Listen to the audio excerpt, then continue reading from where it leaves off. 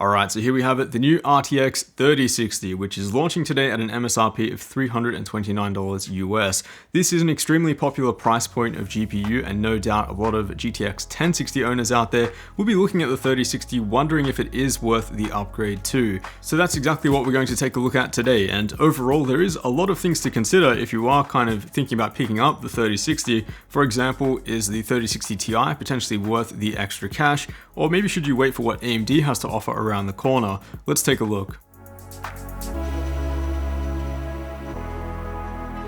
Let's start with the spec changes first versus the RTX 3060 Ti, because there are a lot more changes here than you'd expect. Firstly, there's a massive 26% reduction in CUDA core count, 3,584 versus the Ti's 4,864, although clock speeds are a little bit higher on paper. We do get 12GB of GDDR6 video memory as opposed to 8GB, that'll make more sense in just a moment, but the bus width and consequently the peak bandwidth are a big cut down from the 3060 Ti.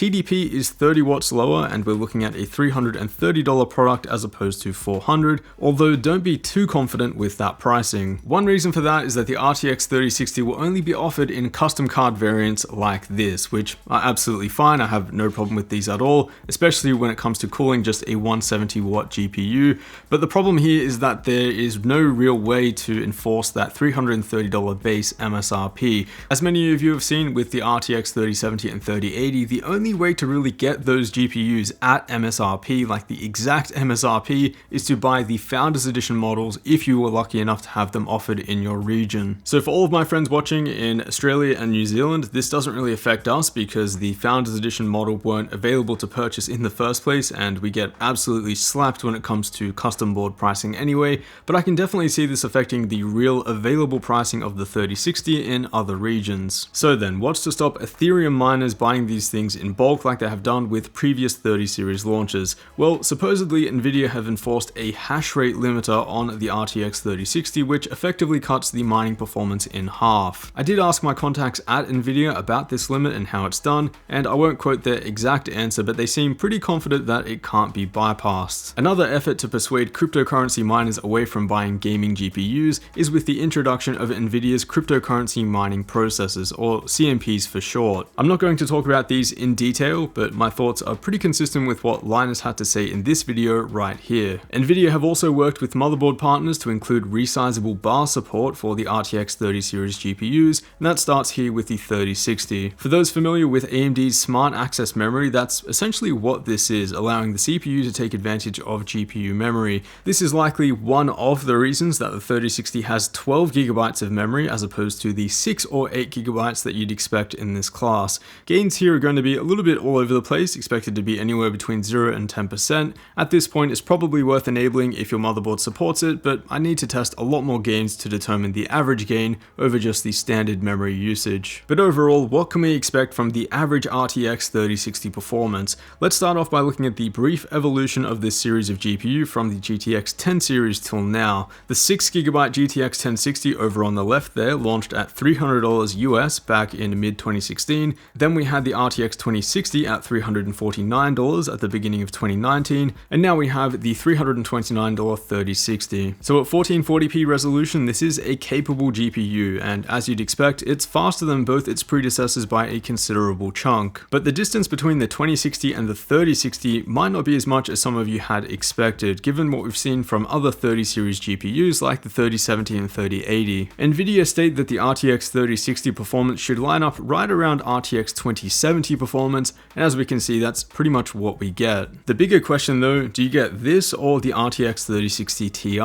Well, it's not until you put the 3060 right next to the 3060 Ti that you realize how much of a performance difference there are between these two GPUs. Remember, we're getting a 26% reduction in CUDA core count here from the Ti model and a slower memory bandwidth. With that, you'd expect about a 25 to 30% reduction in performance, and that's exactly what we see here in Cyberpunk 2077. Another side side-by-side comparison shows this as well, Shadow of the Tomb Raider at 1080p. The 3060 is no doubt a measurable bump over the 2060, but against the 3060 Ti, there is really a wide gap. Of course, the 3060 Ti is more expensive, but it does raise a few questions which we'll answer by the end of this video. Then at 1440p, we get the expected result of the around RTX 2070 performance, which Nvidia state, but here we can see that the 3060 Ti is 25% faster for 21% more cash if we're going off the MSRP figure. So to be honest, what $350 bought you a year ago versus now with the 3060, it's not a massive difference in terms of normal gaming performance. If you do have an RTX 2060 or RX 5700 for example, you're most of the way there.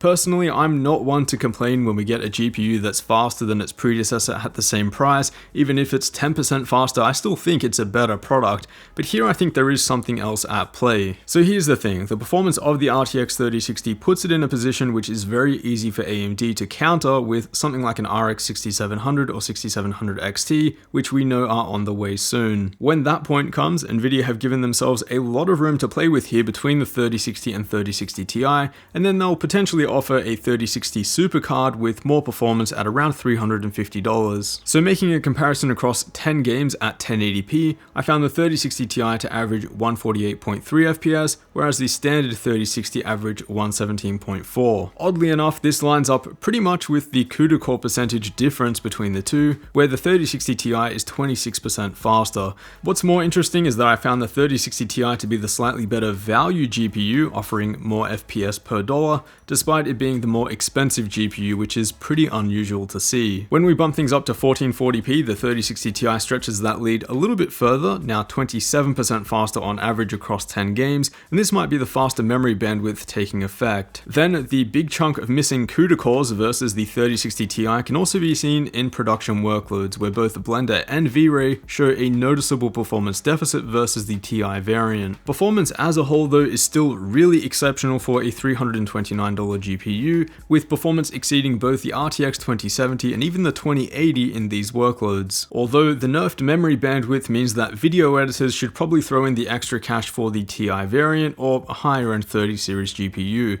Sure, we do have 12GB of VRAM to play with here versus the 8GB, but most general users working with 4K footage and lower might benefit more from the Ti's wider bus width. And lastly, thermals for the Gigabyte Eagle card that I used for my launch day review sat under 70 degrees C on an open test bench with clock speeds around 1900 MHz. Overall, this is pretty expected performance, and it looks like a dual fan cooler can handle this GPU no problem at all. So overall, the RTX 3060 is probably the first 30 series GPU where I'd kind of caution you before picking up. You know, the 3070, 3080, and even the 3060 Ti are great value when it comes to gaming, and I think can't really be beaten. But the 3060, I mean, the 3060 Ti is just much better value, unless in your region, somehow the 3060 is the much better pick. At least you have those average FPS values to kind of plug in your own currency and price point and make the decision for yourself. I think the bigger play here is going to be an RTX 3060 Super once AMD launched their 6700 series cards,